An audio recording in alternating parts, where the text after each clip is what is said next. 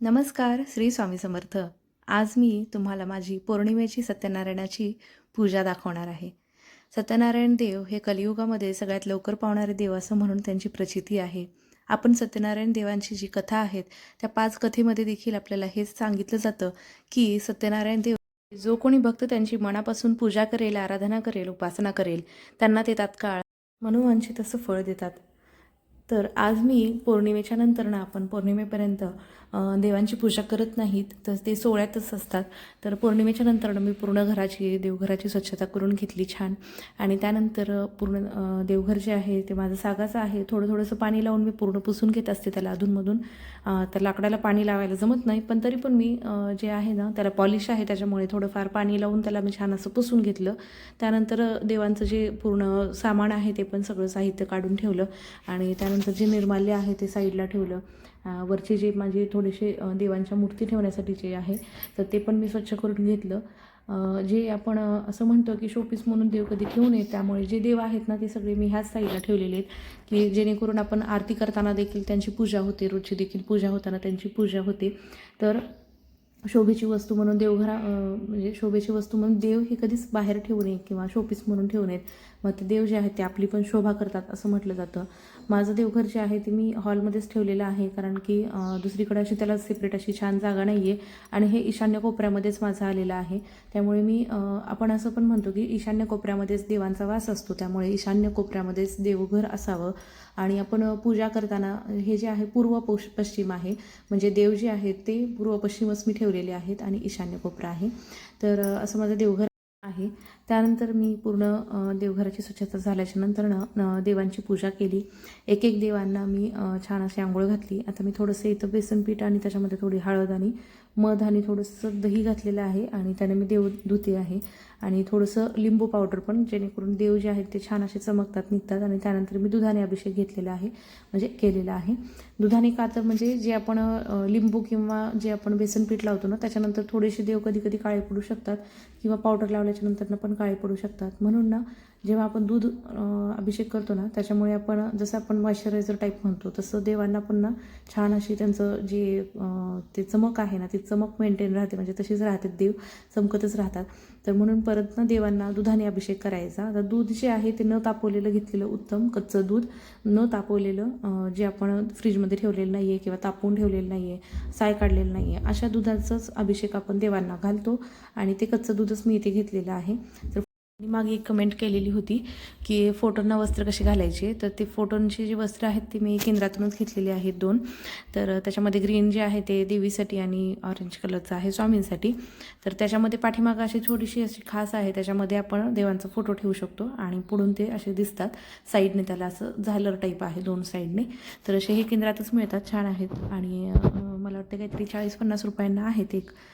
पूजा करताना सगळ्यात आधी आपल्याला गणपती बाप्पांना आंघोळ घालायची असते. सगळ्यांना माहिती आहे की गणपती बाप्पांच्या पूजेशिवाय कोणतीच पूजा ही सुरुवात होत नाही. तर आपल्याला सगळ्यात पहिल्यांदा दिवा लावून घ्यायचा आहे अगोदर. तर दीपप्रज्वलन झाल्याच्या नंतर आपल्या गणपती बाप्पांची आपल्याला पूजा करायची आहे किंवा त्यांना आंघोळ घालायची आहे. तर मी ते सगळ्यात पहिल्यांदा ते बेसन पीठचं जे आहे लिंबू घातलेलं त्याने धुवून घेतला आणि परत गणपती बाप्पांना दुधाने अभिषेक केला. दुधाचा अभिषेक झाल्याच्यानंतर परत पाण्याने अभिषेक केला आणि छान अशी मूर्ती पुसून त्यांना वस्त्र घातले. आता पौर्णिमा झालेली आहे, आता रोज आपल्याला देवपूजा करायची आहे.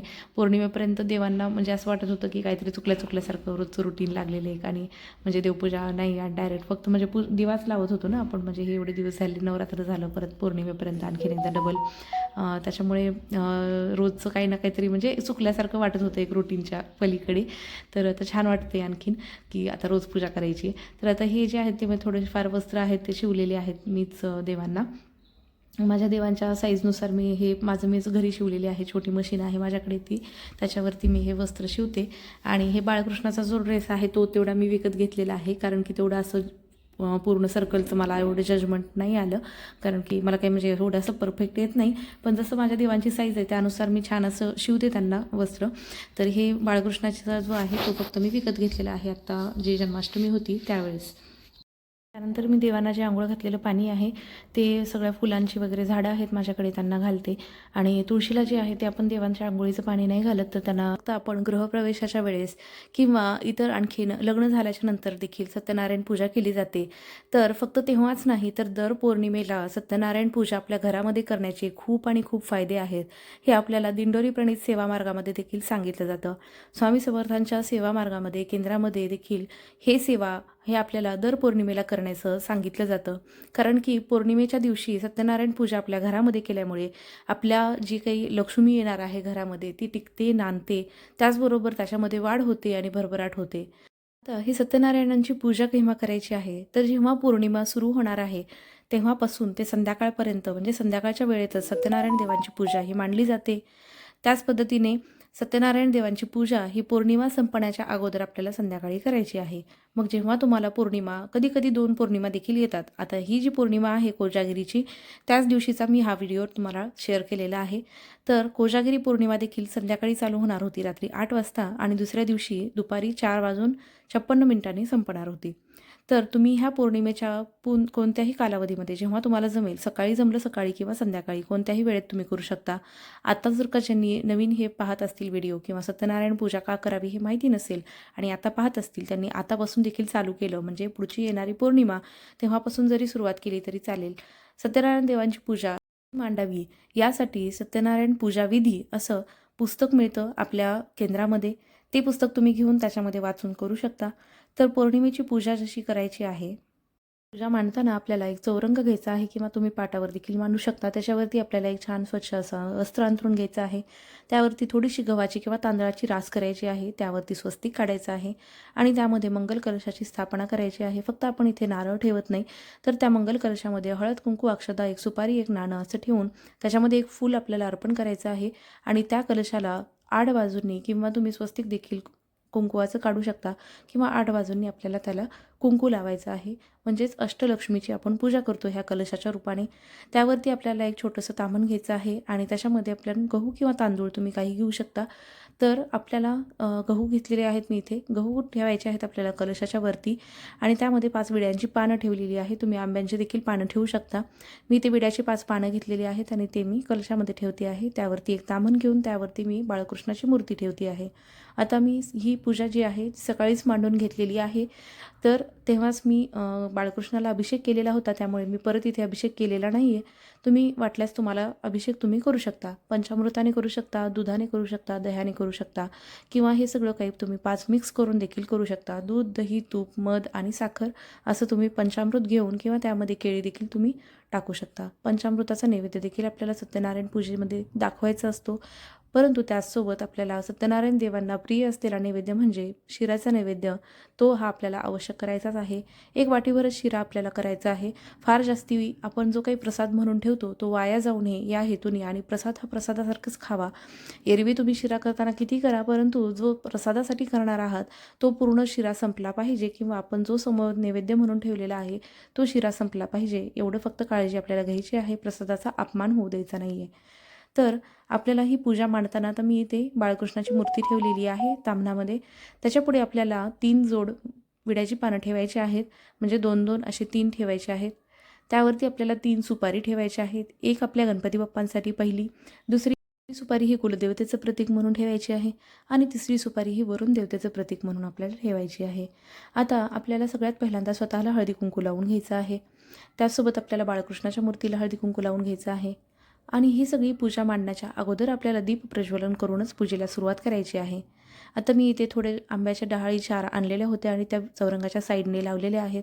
तुम्ही कर्दळीची पानं देखील लावू शकता किंवा आंब्यांची एक पान देखील लावू शकता. नाहीच जर भेटलं तर हरकत नाही. ज्या वेळेला भेटेल त्यावेळेला लावा, ज्या वेळेला नाही भेटणार कुठल्या पौर्णिमेला हरकत नाही. आपण फक्त मनोभावे पूजा करायची आहे आणि ते देव गोड मानून घेतोच.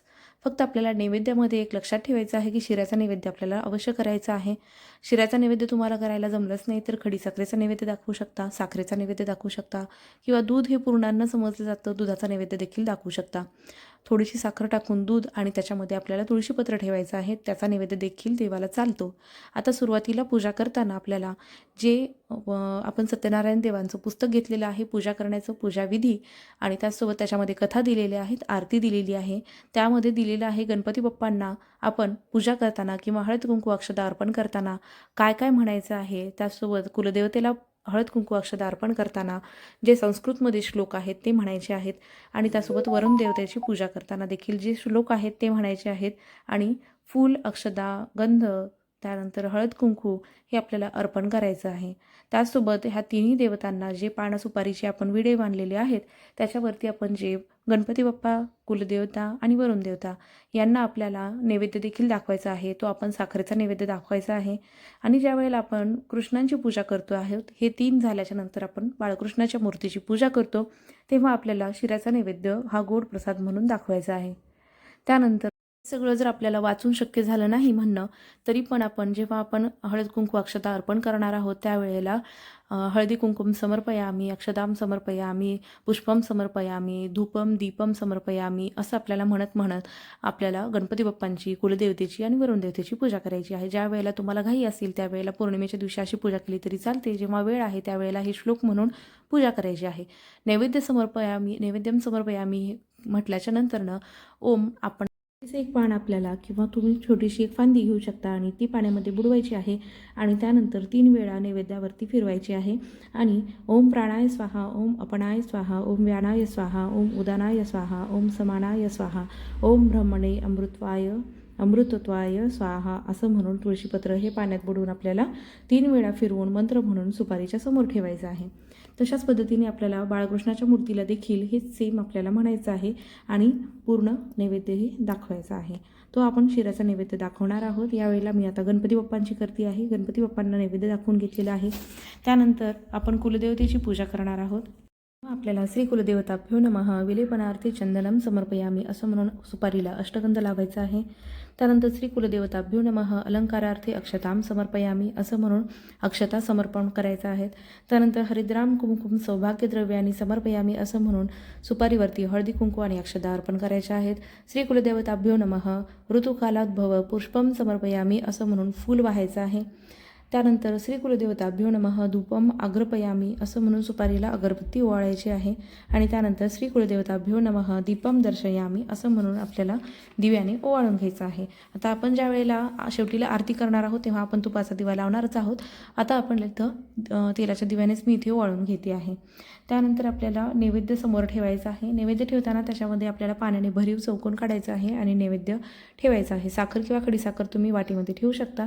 त्यानंतर त्याच्यामध्ये एक छोटंसं तुळशीचं पान ठेवायचं आहे. तुळशीच्या पानाशिवाय नैवेद्य कोणताही ग्राह्य धरला जात नाही किंवा ते देवांसाठी नसतो असं आपण म्हणून त्यामध्ये तुळशीचं पत्र ठेवतो. तुळशीचे पान पाण्यामध्ये बुडवून आपल्याला 3 वेळा वाटीभोवती फिरवायचं आहे आणि त्यानंतर सत्यंतम वर्तेन परिसंचयामी ओम तत्सवितुर्वरेण्यं भर्गो देवस्य धीमहि धियो यो नः प्रचोदयात असं म्हणायचं आहे आणि त्यानंतर तुळशीचे पान कुलदेवतेच्या सुपारीच्या समोर ठेवायचं आहे. त्यानंतर ते ठेवताना आपल्याला म्हणायचं आहे ओम प्राणाय स्वाहा, ओम अपनाय स्वाहा, ओम व्यानाय स्वाहा, ओम उदानाय स्वाहा, ओम समानाय स्वाहा, ओम ब्रह्मणे अमृतत्वाय स्वाहा असं म्हणून तुळशीपत्र दुसरं आणखीन एक पाण्यामध्ये बुडवून आपल्याला 3 वेळा फिरवून सुपारीजवळ ठेवायचं आहे. अशा पद्धतीने नैवेद्य आणि धूप, दीप, अक्षता, फूल, दीप, धूप असं आपल्याला दाखवायचं आहे. मी बाळकृष्णाच्या मूर्तींची देखील पूजा करून घेते आहे. वरुण देवतेची पूजा झाल्याच्या नंतरनं त्यानंतर आपल्याला 5 अध्याय वाचायचे आहेत. 5 अध्याय हे एकदम छोटेसे आहेत. फक्त हे पुस्तक मोठं का वाटतं कारण की याच्यामध्ये थोडेसे जे अक्षर आहेत ते थोडेसे मोठे आहेत त्यामुळे थोडेसं मोठं वाटतो. पण छोटेसे अध्याय आहेत. हे जवळजवळ 10 ते 15 मिनिटामध्ये पूर्ण 5ही अध्याय होतात. त्यानंतर आपल्याला आरती करायची आहे. आरती जी आहे सत्यनारायण देवांची आरती जी ह्या पुस्तकामध्येच दिलेली आहे शेवटच्या पेजवरती. तर जय जय दीनदयाळा सत्यनारायण देवा पंचारती ओवाळू श्रीपती तुझं भक्तिभावा असं म्हणायचं आहे आणि आपल्याला आरती करायची आहे. नंतर आपल्याला श्रीकृष्णाच्या जवळ दक्षिणा म्हणून थोडे पैसे ठेवायचे आहेत. जेवढे तुम्हाला तुमच्या मनानुसार तुम्ही ठेवू शकता. दर पौर्णिमेच्या वेळेस हे पैसे आपण जमा करायचे आहेत आणि त्यातून देवांनाच काही ना काहीतरी आपल्याला सामान घ्यायचं आहे आणि त्या पैशांतून तुम्ही श्रीकृष्णाला देखील घेऊ शकता किंवा इतर कुठल्याही देवांना किंवा देवघरामध्ये जे काही तुम्हाला लागणार आहे त्यापासून तुम्ही घेऊ शकता. तर असं आपल्याला हे पूर्ण पूजा ही करायची आहे आणि पूजा झाल्याच्यानंतर आरती करायची आहे. आरती झाल्याच्यानंतर जे कोणी घरामधले आहे त्या आपल्याला नैवेद्य दाखवायचा आहे. आरती आहे ती पूर्ण घरामध्ये आपल्याला द्यायची आहे, म्हणजे पूर्ण घराला आपल्याला आरती द्यायची आहे. सत्यनारायण आणि आपल्या घरामध्ये जे काही दोष असतील ते देखील दूर होतात. आता मी इथे माझं हे दुसरं घर आहे जे की आम्ही रेंटल बदल केलेलं आहे. तर खरं तर हे आमचं चौथं घर आहे रेंटनं आम्ही राहण्याचं. तर माझी ही सत्यनारायण देवांना हीच विनंती आहे की लवकरात लवकर माझं स्वतःचं घर होऊ देत आणि मी तिथे सत्यनारायणांची पूजा घालू दे. तर हे माझं मी आधीच्या घरी पण करत होते. तुम्ही याच्या आधीचे पण व्हिडिओ पाहू शकता.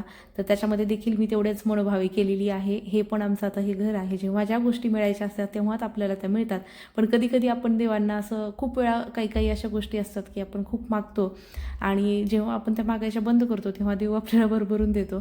तर तसंच काहीसं माझ्या बाबतीत होईल असं मला वाटते. मलाही खूप खूप इच्छा आहे माझं छान असं घर व्हावं आणि त्यामध्ये सगळ्यात मेन म्हणजे मला जागा कमी मिळाली तरी चालेल पण माझ्या देवांसाठी छान असं वेगळं स्पेस व्हावा आणि छान असं देवघर व्हावं. तर लवकरात लवकर सत्यनारायण देवांनी तेवढी विनंती ऐकावी आणि लवकरात लवकर आमचं स्वतःचं घर व्हावं. तर म्हणूनच मी वरती पण कॅप्शन टाकलेलं आहे की माय सत्यनारायण पूजा इन न्यू रेंटल होम. तर हे आमचं आता माझे अध्याय वाचायचे राहिलेले आहेत आणि त्यासोबत मी तर शिरा करायला घेतलेला आहे. तर छान असं तुपामध्ये शिरा सत्यनारायणांची पूजा होईपर्यंत किंवा आरती होईपर्यंत आपल्याला ह्या दिवशी उपवास करायचा असतो. मग ज्या वेळेला तुम्ही आता हे जे आहे ते गुरुवारी आलेलं आहे पौर्णिमा. तर बऱ्याचदा असं होतं की म्हणजे काही जणांची पौर्णिमा असते मग पौर्णिमेचा उपवास असतोच किंवा कधी कधी मग एरवी ज्या वेळेला येईल ना मग त्यावेळेला आपल्याला तोपर्यंत पूजा मांडणी असेपर्यंत किंवा आपण जोपर्यंत आरती करत नाही अध्याय वाचून तोपर्यंत आपल्याला उपवास हा धरायचा असतो आणि त्यानंतर तुम्ही काही खाऊ शकता. तर पौर्णिमेला हे केल्याने नक्कीच घरामध्ये जे काही आपले प्रॉब्लेम्स आहेत ना ते खरंच लवकरात लवकर संपायला मदत होते असा माझा तरी अनुभव आहे. मी तरी करते आहे. तुम्ही पण करा. जेव्हा जेव्हा पौर्णिमा येईल तेव्हा तेव्हा दर पौर्णिमेला सत्यनारायण देवांची पूजा ही आपल्या घरामध्ये करा आणि त्याचे जे काही अनुभव येतील ते नक्कीच कमेंट्समध्ये मला शेअर करा जेणेकरून मलाही त्याच कमेंट्स वाचून तुमचे अनुभव ऐकायला छान वाटेल. आणि त्याचसोबत तुम्हाला हे जे का पूजा वगैरे जे काय आहे जे मी करते ज्या काही गोष्टी मला खूप आवडतात आणि म्हणून मी तुमच्यासोबत ते शेअर करण्याचा प्रयत्न करते. तुम्हाला आवडत असतील तर नक्की कमेंट्समध्ये मला सांगत चला की आवडलं आहे किंवा कसं काय झाले वगैरे छान झाले काय झाले किंवा काही चुकत असेल तरी पण तुम्ही सजेशन वगैरे सांगू शकता. अशी माझी छान अशी सत्यनारायणाची पौर्णिमेची पूजा झाली. तर तुम्हाला आवडली असली नक्की लाईक करा आणि चॅनलला सबस्क्राईब करा. भेटूया अशाच एका पुढच्या व्हिडिओमध्ये. तोपर्यंत नामस्मरण करत राहा, चांगलं काम करत राहा. श्री स्वामी समर्थ. जय जय स्वामी समर्थ.